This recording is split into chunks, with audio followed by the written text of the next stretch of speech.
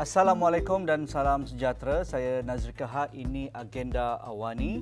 Berikutan beberapa kegusaran dan juga cadangan beberapa pihak berkaitan dengan bagaimana polisi kerajaan untuk mengekang penularan COVID-19 dengan peningkatan ataupun gelombang yang baru amat ketara di negara China.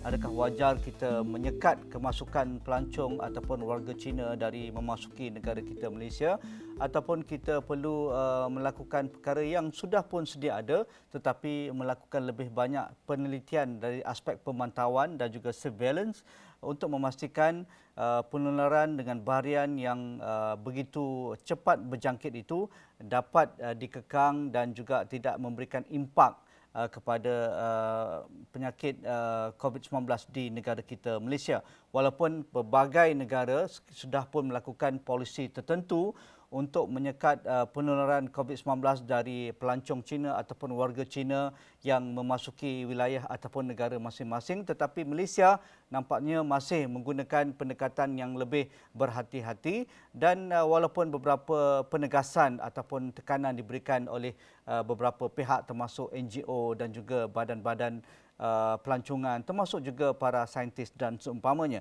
Kerana beberapa perkara yang perlu kita lihat, polisi zero COVID di negara China nampaknya kurang berkesan untuk mengekang penularan di negara China dengan pendekatan yang amat ketara sepanjang bulan Disember dan juga pada akhir November yang lalu, dan juga beberapa kegusaran dan juga kemahuan dari masyarakat global bagaimana pihak negara China boleh berkongsi berkaitan dengan data dan juga varian yang melanda negara China pada ketika ini, dan bagaimana juga pembukaan sempadan oleh negara China bermula pada awal tahun ini, dan adakah ia akan menjadi satu aspek baru ataupun faktor baru penularan yang lebih berbahaya di seluruh dunia. Jadi itu yang akan kita bincangkan bersama Satria Zhang On, wartawan kumpulan media Cina ataupun CMG yang sudah pun bersedia.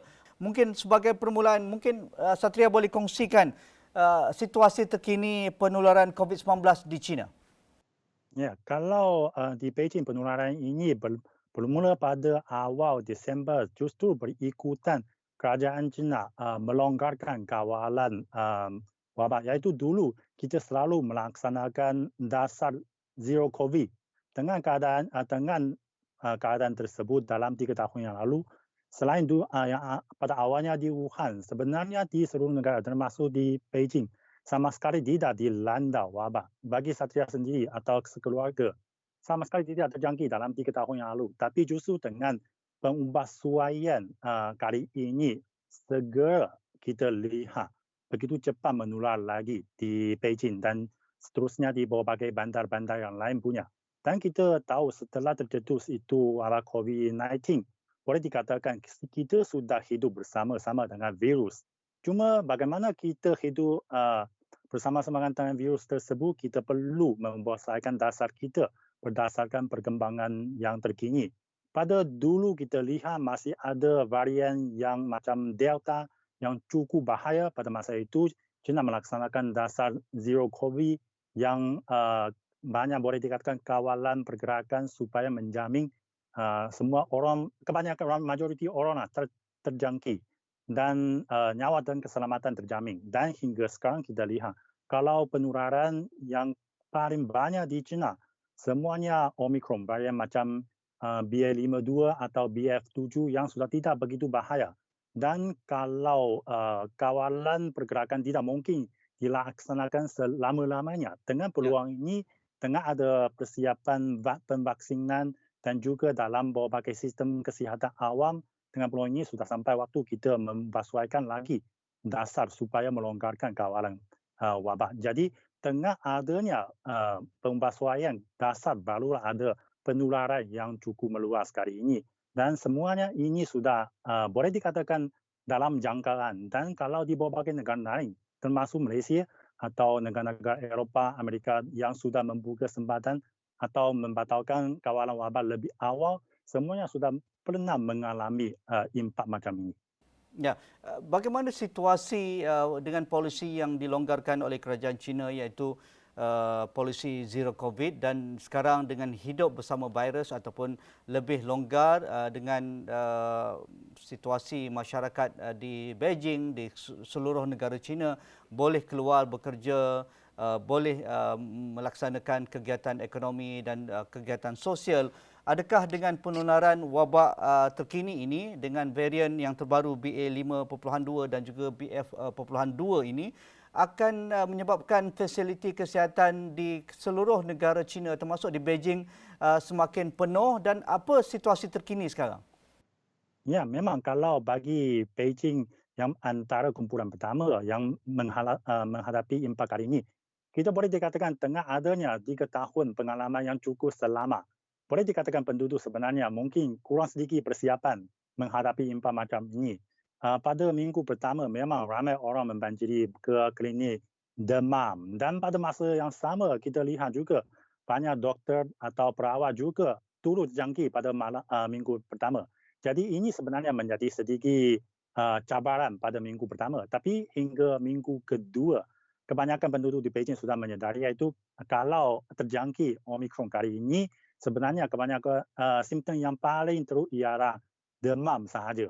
Dan selepas itu, kalau kita yang diperlukan hanya mungkin 3-4 pil itu ubat panas sahaja. Dengan itulah sebenarnya hingga minggu kedua, masyarakat sudah menjadi tenang sedikit. Dan kalau sesak dalam klinik demam pun sudah menurun. Tapi selepas itu kita lihat kalau klinik macam cemas atau ICU menjadi sedikit menghadapi impak juga. Oleh itu tengah ada pengalaman macam di Beijing juga, di Shanghai juga. Sekarang kita akan menyediakan lebih banyak perhatian kepada golongan ini dan berusaha meningkatkan pemaksinan dalam golongan tersebut dan menyediakan lebih banyak fasiliti perubatan untuk bersiap menghadapi impak ini di berbagai bandar lain, khususnya di kawasan desa. Ya, untuk mengekang penularan varian baru ini yang mudah berjangkit dan begitu pantas berjangkit, apa polisi terkini yang dikenakan oleh pihak berkuasa China dan juga pihak berkuasa kesihatan China, sama ada untuk bergerak di antara bandaraya ataupun provinsi dengan provinsi ataupun bandaraya yang lain, ataupun bagi warga China yang ingin keluar negara termasuk tugasan ekonomi, perniagaan ataupun pelancongan dan juga sosial, adakah polisi terbaru ataupun polisi yang sedia ada yang Satria boleh kongsikan kepada kami? Ya, kalau dasar terbaru iaitu kalau macam pelancong dari luar negara masuk ke China, bermula 8 Januari nanti sudah tak perlu lagi diperiksaan atau dikuarantin lagi ketika memasuki sempadan China, memasuki kastam China. Cuma perlu dia menyediakan mendaftar keadaan kesihatan diri. Kalau negatif, kalau masuk tak ada demam, semuanya okey. Kalau masuk sempadan China sudah bebas dan tak ada kawalan lagi. Dan bagi pelancong China atau penduduk China, kerajaan juga menggalakkan pemulihan melancong ke luar negara. Untuk rekod, kalau hanya 30 minit selepas berita ini dilaporkan, dalam satu platform itu pelancongan, booking pelancongan ke luar negara atau dalam negara, dia ada data iaitu dalam 30 minit sahaja pencarian tiket atau hotel ke berbagai destinasi pelancongan di luar negara meningkat 10 kali ganda. Boleh dikatakan ketengan pembasuhan dasar ini sebenarnya pelancong China memang amat berdinamik untuk melancong ke luar negara. Dan pada 3 hari yang lalu iaitu dalam cuti tahun baharu kita pun melihat ada lebih 50 juta orang penduduk China mengadakan pelancongan domestik di dalam negara China. Dan antaranya lebih 80% memilih pelancongan rentas provinsi. Iaitu ini sudah memperlihatkan sebenarnya kalau sekarang melancong ke berbagai provinsi yang lain sudah tak ada masalah. Kalau melancong ke luar negara sekarang pun dilonggarkan lagi. Dengan perkembangan terbaru, dengan penularan yang begitu pantas dengan varian ini dan juga respon masyarakat global kepada pelancong China dan juga rakyat China yang ingin ke luar negara, adakah Satria melihat respon ini terlampau negatif ataupun agak berlebihan ataupun itu hak masing-masing negara melakukan beberapa polisi dan juga prosedur untuk memastikan rakyat Cina yang ingin memasuki negara mereka, mereka perlu mematuhi setiap prosedur yang dikenakan. Apa pandangan Satria? Ya, bagi saya rasa ini ada dua keadaan. Iaitu bagi segelintir negara, mereka kalau apa yang dilaksanakan oleh China adalah salah. Dulu China tutup pintu mereka seru. Perlu membuka pintu kerana sekarang Omicron macam flu yang besar sahaja. Ketika China membuka pintu, mereka meletakkan sekatan lagi kepada pelancong dari China. Ini adalah agenda politik sendiri. Tapi bagi bahagian negara lain, saya rasa mereka hanya dipengaruhi oleh laporan dari media barat dan untuk menjamin kesihatan penduduk sendiri, termasuk Malaysia. Saya yakin kalau bagi macam ekonomi atau industri pelancongan dari Malaysia, mereka mesti mengeluarkan pengembalian pelancong dari China. Tapi sekarang kita lihat kerajaan Malaysia juga mengeluarkan sekatan terhadap pelancong China. Tapi saya rasa ini boleh difaham, tapi tak perlu bagi Satria tak diperlukan.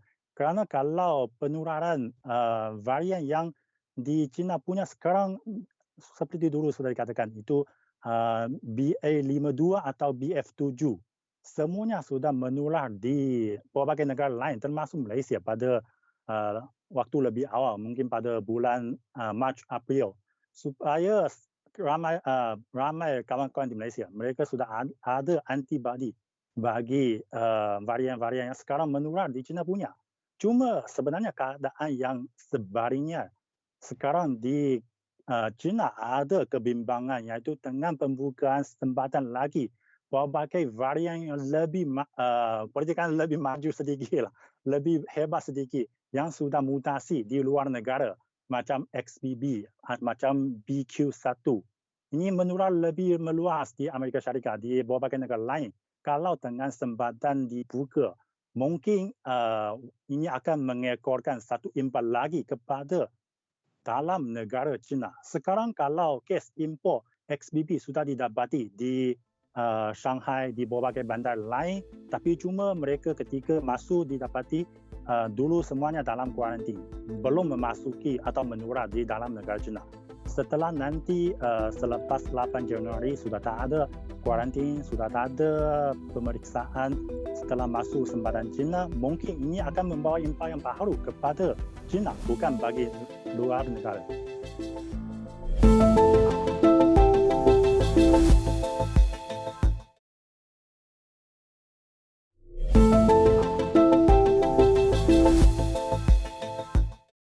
Okey, dari respon dunia juga termasuk WHO, dari pemerhatian Satria yang menggesa supaya Beijing ataupun kerajaan China lebih proaktif untuk berkongsi lebih data dan juga maklumat berkaitan dengan penularan COVID terkini di negara China. Dari pemerhatian Satria, adakah pihak berkuasa China bersedia untuk melakukan demikian? Ya, sebenarnya kalau sekarang memanglah setiap hari dulu ada sidang akhbar untuk mengumumkan jumlah jangkitan positif kepada masyarakat. Tapi sekarang memang sudah tak ada pengumuman macam ini. Tapi data ini masih diumumkan di laman web Jabatan Kuasa Kesihatan Negara China punya. Mengapa tidak diumumkan untuk masyarakat? Kerana sekarang kita menguruskan COVID-19 sebagai penyakit jangkitan peringkat B sahaja. Jadi dengan keadaan ini, semua orang yang terjangkit, mungkin dia demam, mungkin dia sudah ada simptom, tapi dia tidak akan melaporkan kepada kerajaan lagi. Kalau dulu kita melaksanakan dasar zero COVID, kita ramai orang biasanya wajib untuk memeriksa itu COVID-19 setiap minggu atau bahkan setiap 3 hari, 2 hari, dulu ada peraturan macam ini. Jadi data yang didapati atau dikumpulkan oleh kerajaan China ialah cukup tepat, boleh memperlihatkan keadaan sekarang di seluruh negara. Dengan sekarang sudah dilonggarkan kawalan wabak, sebenarnya kerajaan tidak memegang lagi data yang tepat, cukup tepat. Dan oleh itu sebenarnya kerajaan juga ada ambil tingkah iaitu meminta hospital tertentu mengeluarkan tinjauan suara melalui media sosial supaya mendaftar kalau satria sudah terjangkit. Saya boleh mendaftar simptom melalui aplikasi tersebut. Kalau ahli keluarga satria juga terjangkit, saya pun boleh membantu mereka mendaftar melalui aplikasi tersebut untuk sebagai satu rujukan kepada kerajaan untuk memahami bagaimana penularan atau wabak yang sedia ada pada tahap yang berapa pada masa ini. Tapi saya rasa ini sudah bukan data yang paling tepat. Sebenarnya kalau bagi berbagai negara lain yang sudah lebih awal membatalkan itu kawalan wabak, mereka pun sudah tak ada data yang tepat. Mereka data ini semuanya jangkaan sahaja. Okey, berkaitan dengan polisi membenarkan pelancong luar dan juga pelancong dari China untuk keluar negara, vice versa begitu, dan gesaan beberapa pihak termasuk di negara kita untuk melakukan pemantauan lebih ketat kepada kemasukan pelancong dari China, dan kita sudah maklum kalau dari angka yang sudah pun kita ketahui pada 2019 kita mencatatkan 3.1 juta pelancong dari China. Satu sumber pelancongan yang antara yang terbesar menjadi rakan terbaik dalam sektor pelancongan antara Malaysia dan juga China dengan menyaksikan 2.5 bilion ringgit dari sektor pelancongan sahaja yang disumbangkan oleh pelancong China pada 2019, dan untuk 2022 ini 2023 ini jangkaannya sekitar 1.3 juta pelancong China akan mula memasuki Malaysia bermula 8 Januari ini. Ini satu angka yang besar dan pastinya dengan pembukaan sempadan dan juga pembukaan ekonomi dalam fasa pemulihan pada ketika ini sama ada di Malaysia dan juga China, adakah wajar kita melihat peluang ini dilakukan beberapa langkah yang tidak proaktif, terutamanya untuk mengekang pelancong China buat ketika ini? Apa pandangan Satria? Ya, seperti dulu saya sudah katakan, kalau apa yang dilaksanakan oleh kerajaan Malaysia boleh fahamkan, tapi tidak diperlukan lah. Oleh itu untuk menjamin kesihatan penduduk sendiri, saya rasa ini memang perlu diadakan. Kalau dulu China juga ada macam sekatan terhadap pelancong dari luar negara, tapi ini keadaan yang berbeza kerana pada masa itu di China kebanyakan tempat sama sekali tidak pernah menghadapi landa COVID-19. Tapi kalau di luar negara sudah berbagai varian yang baru terkini sudah ada. Jadi dengan keadaan ini kita barulah mengadakan kawalan wabak dan kawalan masuk sempatan China. Tapi kalau bagi sekarang kepada dunia, China merupakan tempat yang selama. China merupakan tempat yang berbagai varian yang menularkan semuanya sudah ada di luar negara. Jadi mengapa masih perlu meletakkan sekatan kepada pelancong dari China punya? Dan memanglah ada negara-negara lain, mereka ada macam pakar atau media menganalisis dengan begitu ramai orang Cina terjangkit, mungkin akan muncul mutasi baru, varian yang lebih bahaya. Dan kalau macam varian yang lebih bahaya sebenarnya sudah ada. Sudah ada mutasi tapi bukan di China. Di luar negeri, di Amerika Syarikat, macam BQ1 atau XBB. Dan kalau dengan risiko atau jangkaan sahaja, mungkin di China akan muncul varian yang lebih bahaya. Langsung sudah menyeka itu kedatangan pelancong dari China. Saya rasa ini tidak masuk akal. Ya, antara agensi yang memberikan reaksi berkaitan dengan kemasukan pelancong dari China ini iaitu MATA. MATA iaitu Persatuan Ejen-Ejen Pelancongan dan juga Pengembaraan Malaysia ataupun MATA, menggesa pihak-pihak yang tertentu yang memberikan reaksi keterlaluan berhubung dengan isu China membenarkan semula rakyatnya untuk melakukan perjalanan ke luar negara supaya dihentikan ataupun ditangguhkan dahulu, amat dikesali. Itu pandangan MATA, kerana MATA merasakan mereka percaya Kementerian Kesihatan Malaysia dan juga pihak berkuasa Malaysia sudah pun melakukan yang terbaik dan mereka tahu apa yang mereka lakukan, seperti mana juga menyaring ataupun melakukan pemantauan dengan rakyat asing dari negara-negara lain yang datang ke Malaysia. Antara reaksi yang diberikan oleh MATA begitu. Apa pandangan Satria? Ya, saya rasa kalau sekarang seperti yang Satria sudah berulang kali dikatakan, kalau dasar dia ambil oleh kerajaan Malaysia, boleh difahamkan. Kita boleh tunggu dan lihat pada selepas 1 bulan atau 2 bulan sudah ada kerana Malaysia bukan langsung melarang kedatangan pelancong. Ya. Kalau mengikuti berbagai prosedur yang disediakan oleh kerajaan Malaysia, boleh masih pelancong Cina masih boleh masuk ke Malaysia. Kita boleh tunggu dan lihat 1-2 hari selepas itu sama ada kedatangan pelancong Cina membawa impayan baharu kepada Malaysia. Kalau tidak, saya pun yakin nanti kerajaan Malaysia mesti akan membuatkan lagi sekatan tersebut terhadap pelancong Cina. Kerana kita tahu kita merupakan negara yang bersahabat. Bukanlah macam negara-negara tertentu mereka melaksanakan sekatan kepada China untuk agenda politik. Tapi bagi Malaysia, kerajaan cuma mahu menjamin kesihatan masyarakat penduduk sahaja. Kalau terbukti kedatangan pelancong Cina tidak akan menjadi ancaman baharu, saya yakin sekatan tersebut akan dibatalkan.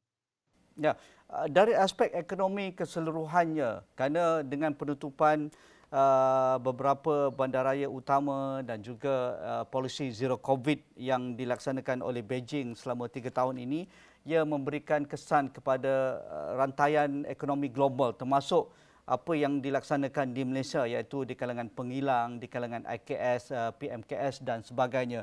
Tetapi dengan polisi yang lebih longgar dan juga hidup bersama COVID ini, adakah Satria menjangkakan pelabur dari China selain daripada pelancong akan mula kembali ke rantau ini termasuk Malaysia dan juga rantaian bekalan global yang banyak dikilangkan ataupun diperbuat di bandaraya ataupun kilang-kilang di seluruh negara China akan pulih semula? Ya, sebenarnya kalau pihak peniaga mereka lebih sensitif terhadap berbagai isyarat yang dikeluarkan oleh kerajaan kalau branding para pelancong. Oleh itu sebenarnya bermula akhir bulan November lalu kalau berbagai provinsi macam provinsi Zhejiang, provinsi Jiangsu yang ekonominya paling dinamik di seluruh negara China, mereka sudah mendapat isyarat iaitu nanti China akan buka pintu lagi. Jadi kerajaan tempatan khusus sudah membawa rombongan peniaga tempatan pergi ke Eropah, pergi ke Asia Barat, pergi ke Asia Tenggara untuk mengadakan komunikasi dengan rakan kerjasama tempatan. Termasuk juga macam berbagai negara-negara lain, negara-negara di Asia Tenggara termasuk Indonesia, Singapura, Malaysia juga ada. Dan bahkan kalau macam provinsi di Guangdong, mereka sudah bersama-sama dengan Hong Kong, dengan Macau mengadakan pameran atau ekspor untuk mempromosikan peluang kerjasama perniagaan ke lebih 20 buah negara bermula bulan ini. Saya yakin dengan aktif berbagai pihak termasuk kerajaan dan juga pihak perniagaan, mereka aktif untuk memulihkan tu kerjasama dengan rakan-rakan di luar negara. Perdagangan atau pelaburan ini mesti akan dipulihkan. Dan bukan hanya di China sahaja. Sebenarnya berbagai rakan-rakan yang mengawal kerjasama yang cukup rapat dengan China mesti akan kongsi peluang ini untuk merangsang ekonomi kami. Termasuk juga Malaysia. Malaysia dulu kalau dalam lebih 10 tahun yang lalu, boleh dikatakan selalu merupakan rakan dagang terbesar bagi China dalam negara-negara ASEAN. Hanya tahun lalu mungkin didahului oleh Vietnam saja. Dan kalau bagi ASEAN ini juga, ASEAN sudah mengalihkan itu Eropah atau Amerika Syarikat menjadi rakan dagang terbesar bagi China di seluruh dunia. Oleh itu saya rasa kalau bagi negara-negara di Asia Tenggara, mestilah juga akan dengan mendapat atau mengongsi faedah dengan pembukaan semula sempatan China punya. Terima kasih Satria Zhang On, wartawan kumpulan media Cina ataupun CMG yang kini berada di Beijing dengan reaksi dan juga pemerhatian terbaru apa yang dilakukan oleh kerajaan negeri China dan juga sebagai seorang media melihat apa reaksi rakyat Cina yang ingin keluar negara sama ada komuniti sosial, komuniti perniagaan dan seumpamanya dan juga bagaimana melihat reaksi global berkaitan dengan penularan terkini di seluruh dunia ini. Jadi sekian saja agenda Awani pada malam ini. Kita jumpa lagi.